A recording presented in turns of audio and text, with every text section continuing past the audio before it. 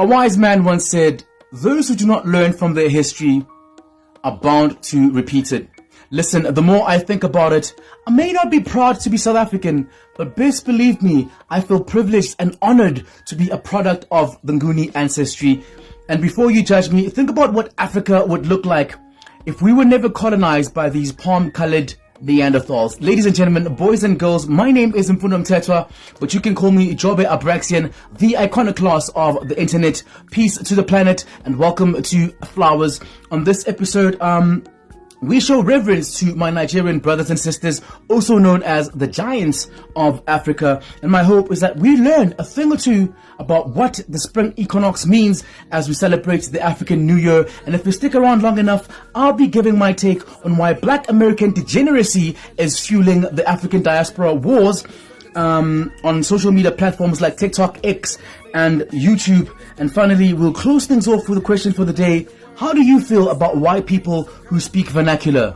Are they allies? Should we trust them? You'll get a chance to decide for yourself. Stick around though, don't go anywhere as we get a word from our sponsors and dive into the very first story for the day. So elevate your spirit by embracing your roots and letting your hair tell the African story. Black Egypt, hair to the crown.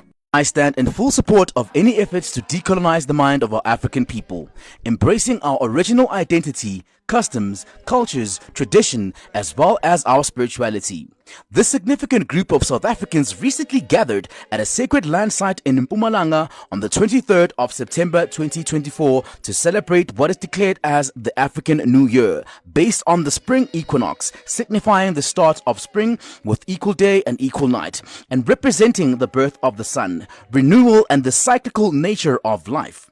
Special flowers to Mkhulu Ntsingisa and Koko Nkanyezi, as well as everyone else who was in attendance to reflect and build on the foundation laid by our Honorable Credo Mutwa.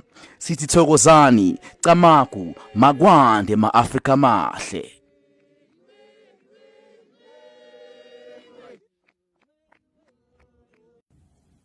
This happens to be a part of the show that is not scripted, you guys, but I would like to actually list 5 things that I like about Nigerians, okay? Or just like the Nigerian nation, so to speak, because in the previous episode, in the previous season, I actually said some very demeaning things about Nigerians and this whole thing of Mabahambe and stuff like that. So I like to pay some homage. And the more I think about it, I actually realize that I do love my brothers and sisters from Nigeria. So here are 5 things that I love about Nigerians. Okay, so number 5, the loud confidence. Okay, even Julius Malema said it himself. When a Nigerian speaks, you will have no doubt that this person actually is proud of who they are. Okay, so number 4, it's their hustler mentality, their hustler spirit. Okay, everywhere you go in the world, I know, guys, if you think about it, you know, laws. I'm an outlaw. I don't believe in laws. Like, if you think about just what life is and before civilization and stuff like that, we literally just are in the jungle. Okay, so in terms of moral policing, murder, all this stuff like that, murder is quote unquote ethical and morally acceptable under certain circumstances. Okay, so why can't just, you know, hustler, especially Fuji coming from the hip hop world, being a hustler, like selling drugs and stuff like that, is something that is not really frowned upon that much. So I really respect the hustler mentality that you know, Nigerian people have and continue to show wherever they go all over the world. They are not the kind of people that beg and try to peddle their CVs to these white-owned companies. They actually make a plan in the streets, and that is something that I can respect.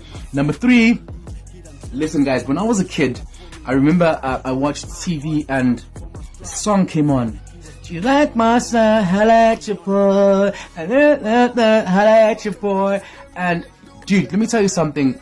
Fast forward years from that, like 10 years after that, I am seeing Wizkid become a phenomenal artist across just not even just the African diaspora, just across the world. Okay, just as a black act, as a black musician, he is something to marvel at, actually, you know. And that is one of my favorite things about Nigeria, Wizkid, and just his aura, and you know, what he has contributed to the creative zeitgeist of the 21st century.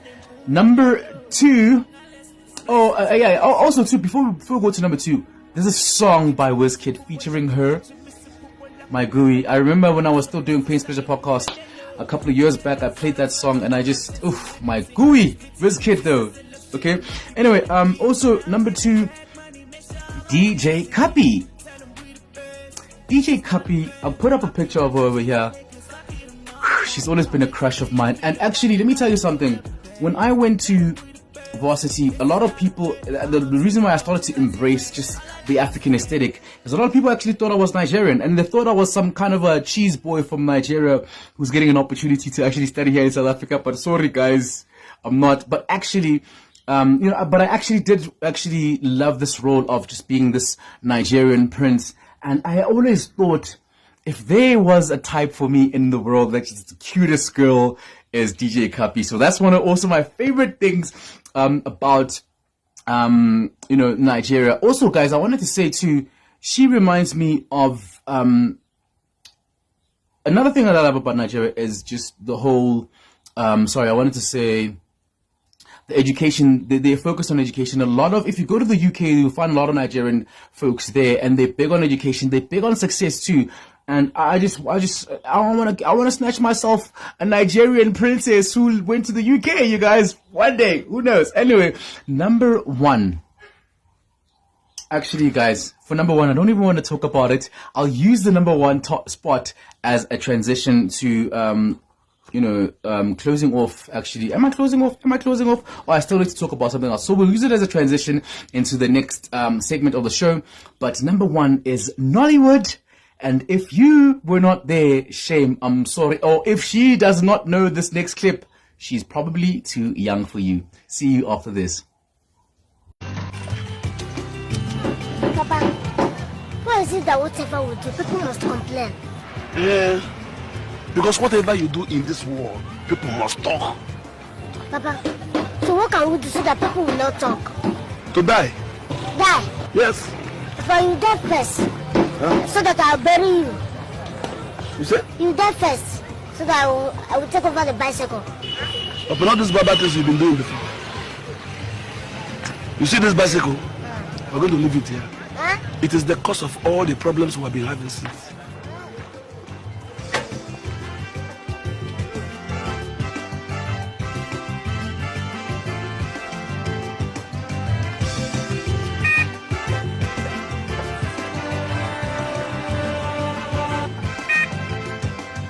Come on, carry your bed. Papa, let me press the last one. Before we leave here.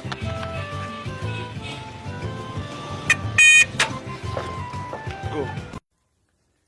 Mr. Ibu anymore. I'm sorry, guys. You really had to be there. What a childhood we had, eh? I think I speak on behalf of all my woke South Africans by saying we apologize to our Nigerian brothers and sisters, and we love you. We love you. We love you. Tons, okay? And also, guys, we're going to be closing off with a clip of a white man speaking Sisutu or Tswana, I'm not sure, but it's a vernacular language, and I want you to share your thoughts in the comments as to, are we trusting of white people who speak vernacular, or are we not? But also, before we get to that, I want us to look at this very, very wholesome interaction between Rihanna and J. Cole. And you know what? Speaking of these African diaspora wars that are sparking up on social media, I really would like to say that it comes from a place of self-hatred and ignorance. But I do believe that we need to actually reevaluate why we put African Americans on a pedestal when they do not know themselves. But I do actually want to, this clip actually, it highlights a very significant insight, okay, as it relates to, self-love, as an African person, or because a lot of people in America, a lot of black people don't want to identify as Africans. But if you are woke enough and you love yourself and you want to decolonize yourself, I suggest that you start with growing your hair. And, Black Egypt, Hair to the Crown, the sponsor of this show, was going to help you do that with products that range from hair growth oil as well as natural organic shampoo.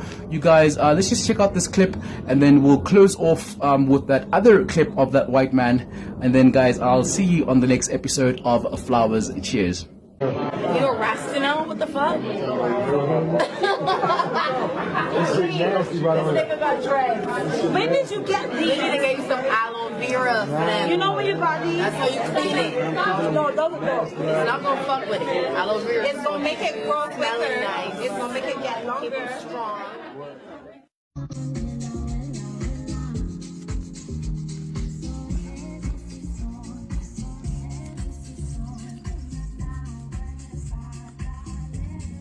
Mona puppet.